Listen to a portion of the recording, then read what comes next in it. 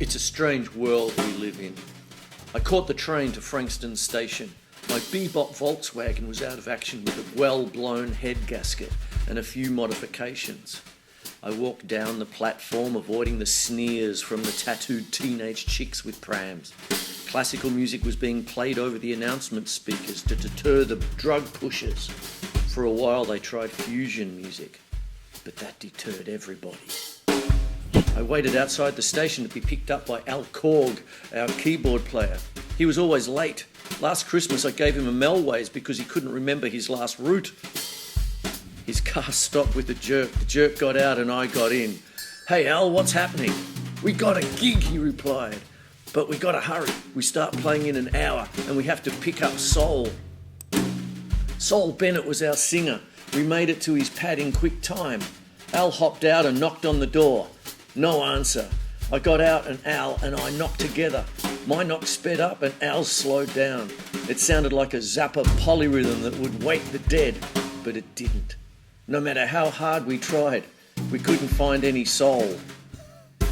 Pissed off, we made our way to the gig.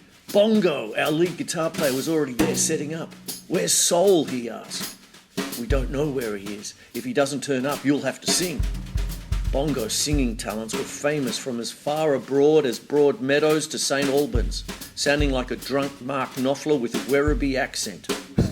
If you took all the punters at the last gig Bongo sang at and laid them end to end, they would have slept more comfortably. Yep, we were in trouble. The gig was the annual cross-dressers picnic. I felt strangely out of step. As I was flamming while they were dragging, I couldn't help but wonder what happened to Soul. Our bass player, Dragovic son of a bick, sneered and scowled all the way through the set. The only way I could get him to laugh on a Saturday was to tell him the joke on Friday. He hadn't been with the band long, and I hoped he wouldn't be for much longer. He bought a waterbed for his wife's birthday. 2 days later, she was calling it the Dead Sea. As the cross-dressers gig finished with a flurry of mohair jumpers and pancake makeup, Al and I scurried back to Soul's pad to find the jazz police there dusting for prints. "We're the band. What's going on?" A cop, Detective Coltrane, came up to us and asked, "Which one's calmer?" "I am," I replied. "Are you the private dick?" he asked. "Yeah, my dick used to be more public, but now I don't get around much anymore." A wise guy. "Well, your friend isn't going to be doing much more gigging. He's dead." The silence was so loud you could hear a saxophone player's beat drop. Okay, now we had work to do. Al and I walked into the bathroom. Sol was face down in the bath. His blue face had a smile. It seemed he died happy. "Have you found a cause of death?" Al inquired.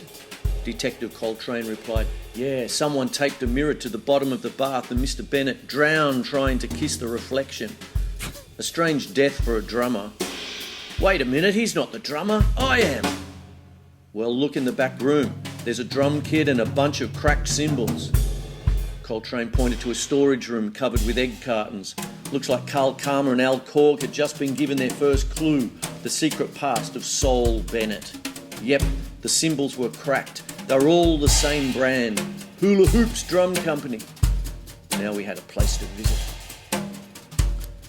Hula Hoops Drum Company was a large, bleak warehouse on the outskirts of town run by Morgana and Murgatroyd Mudfinger. It was known that they had a hand in the most musical things in town, but no one was quite sure how deep.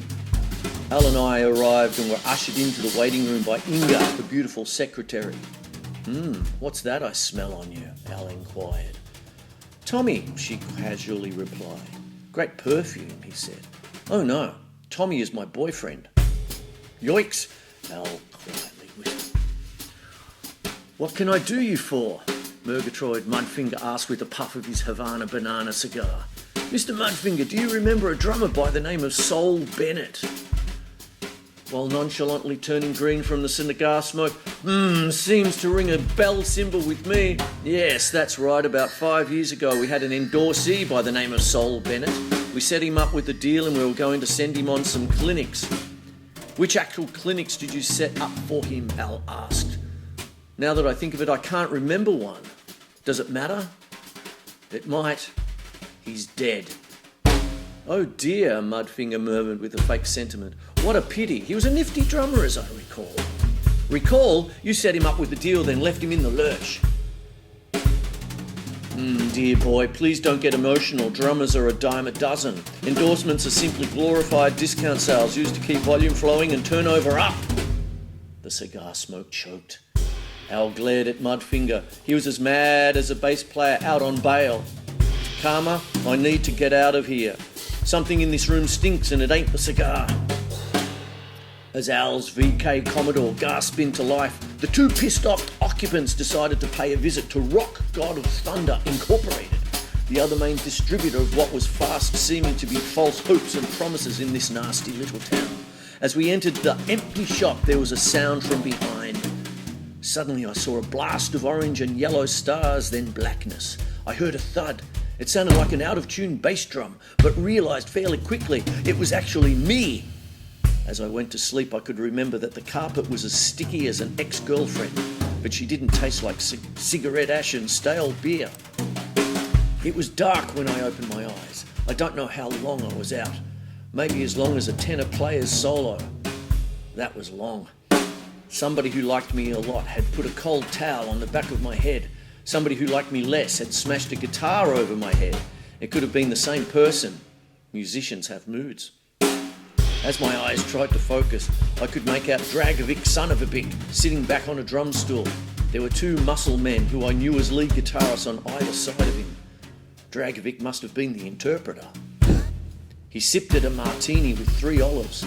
His drinks were as sour as he was. You're getting too close, Karma. Now we have to rub you out, he said with cold black eyes and a look as hard as handcuffs. What's the deal, son of a bick? You know Soul's past and had to rub him out to keep the status quo. Status quo? Son of a bick replied, I hate that band. But he was ready to blow the whistle on me and Mudfinger's arrangement. I realised that son of a bick thought I knew the whole scam. I played along trying to find out the whole deal. Listen, you son of a bick. You didn't have to get Mudfinger to rub out Bennett. You two have been playing your little game for years without any soul. Why get soul now? He was trying to make a new life for himself. He wasn't blowing any whistles. Bennett had an angle. He was good, real good, but he was showing up my boys and we had to keep the lid on. He wouldn't take the graft. That's why I made sure I got the gig with your band, to keep an eye on him. You know what happens to loose cannons, Karma. You're about to find out. As son of Vic trailed off, I heard footsteps behind me. I knew whose footsteps they were. The left foot dragged. Murgatroyd Mudfinger, failed drummer, now corporate retailer, entered the room with his double-breasted suit and his double-breasted wife Morgana. There was a chill in the room. A chill so big, son of a bick had his hand in his own pockets. Morgana had that ball and chain look. She was gorgeous, but she reminded me of a music course I once took. You had to work real hard to get in. Then 9 months later, you wish you had never come. It was lucky that I never let a degree get in the way of my education. I made my play. I had nothing to lose. This situation was nearly as bad as my last door tape gig. You're supposed to go to hell after you die, but a gig in Altona seemed like advance notice. This gig at least was in a different time signature. So the both of you are rubbing out the very people that used to help you out just to keep sales up. And your cronies are the same schmucks that think they're the ones that'll get a piece of the action and a leg up the corporate rock ladder. Yeah, sure, Karma, go ahead. Famous last words. Mudfinger continued. Son of a bick and I realised a long time ago that war between the families wasn't profitable. So we joined forces and everybody gets along just fine. Everybody plays the same music and the same game, and we play the divide and conquer game. Everybody who goes along with it wins, especially us. Mudfinger couldn't conceal his laughter. With a big puff of his cigar, he continued. All we had to do was put a lid on Bennett's cracked cymbals, and we were in. We made a deal with son of a bick, and we're living happily ever after, especially after Karma. Mudfinger raised his hand with metal in it. He was laughing and I was seething. 2 big fish in one small pond, gobbling the life out of everything. Music was now just fairy floss for the big picture. Sales, nothing but the sell, nothing but the endorsement, nothing but the graft, and who gave a rat's ass about the music. Classical music is just a drug deterrent the same way Aerogard is a mosquito repellent, and you're only as good as the brand name you're wearing and playing. Is this the brave new world or just one big screw-up? While I was wondering whether I was saying that or thinking it, there was a tremendous bang. I looked up and son of a bitch looked down. Mudfinger had a hole in his head where his ear used to be, and the rest of the room raised their hands as if they were doing Leonard Bernstein impersonations. Al Korg was cuddling a gun the same way he used to cuddle his Poly 61.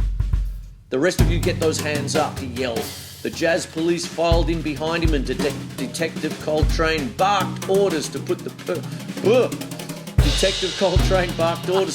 prison jewellery on them and cart them off to the slammer.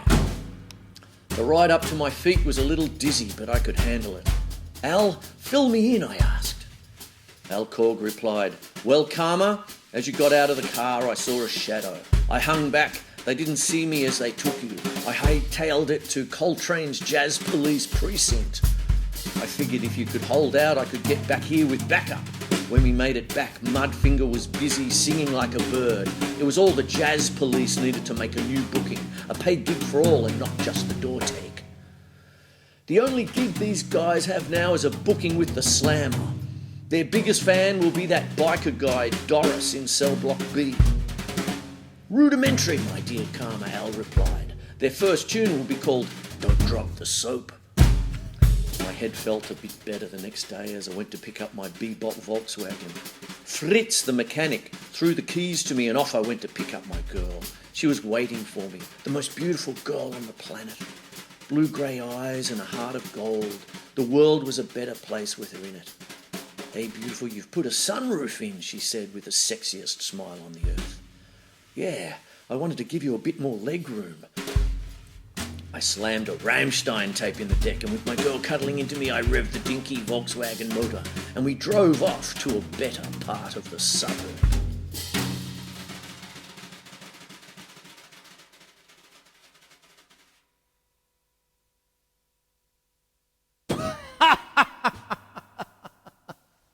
Do I have anyone left? Oh, every one-liner.